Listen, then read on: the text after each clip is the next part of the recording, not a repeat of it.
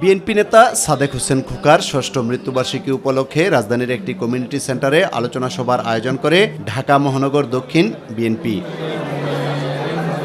চিকিৎসা করাতে না দেয়ায় বিগত আওয়ামী লীগ সরকারের সমালোচনা করেন সাদেক হোসেন খোকার ছেলে ইশরাক হোসেন।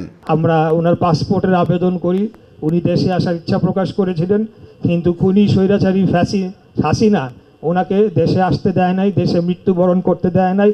ওনার দীর্ঘদিনের রাজনৈতিক সহযোদ্ধা, পরিবার পরিজন, বন্ধু, পাড়া প্রতিবেশী কারোর সাথে শেষ দেখাটি করতে দেয় নাই। বিএনপির স্থায়ী কমিটির সদস্য মির্জা আব্বাস বলেন, জাতিকে বিভক্ত করে ফায়দা লুটতে চায় একটি মহল। নিজস্ব কোনো শক্তি তাদের নাই। এই সরকার দুটি দলের উপরে, একটি তাদের নিজস্ব সৃষ্ট দল আর একটা পুরনো দল, এদের উপরে ভর করে এই সরকার টিকে আছে। এই দলগুলোকে জেতানোর জন্য সরকার যে কোনো অবৈধ প্রক্রিয়ার আশ্রয় নিতে পারে। এই দেশকে যারা সর্বনাশ করে দিয়ে গেছে, সেই আওয়ামী ফ্যাসিস্ট বাহিনীকে আবার পুনর্বাসিত করতে চায় বাংলাদেশের মাটিতে। যারা এই বাংলাদেশকেই চায়নি কোনোদিন, তারা বাংলাদেশের শাসনভার চায়। বিএনপি চেয়ারপারসনের উপদেষ্টা আব্দুল সালাম বলেন, দেশ ও গণতন্ত্র রক্ষায় নির্বাচনের বিকল্প নেই।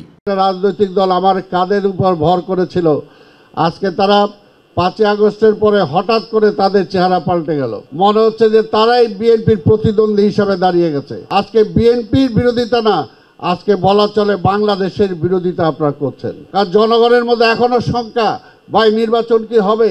এটা কেন এই শঙ্কাটা? আপনাদের আন্দোলনের হুমকির কারণে। ইউসুফ আলী, মাই টিভি, ঢাকা। 9 মাস সংস্কার কমিশন আলাপ আলোচনা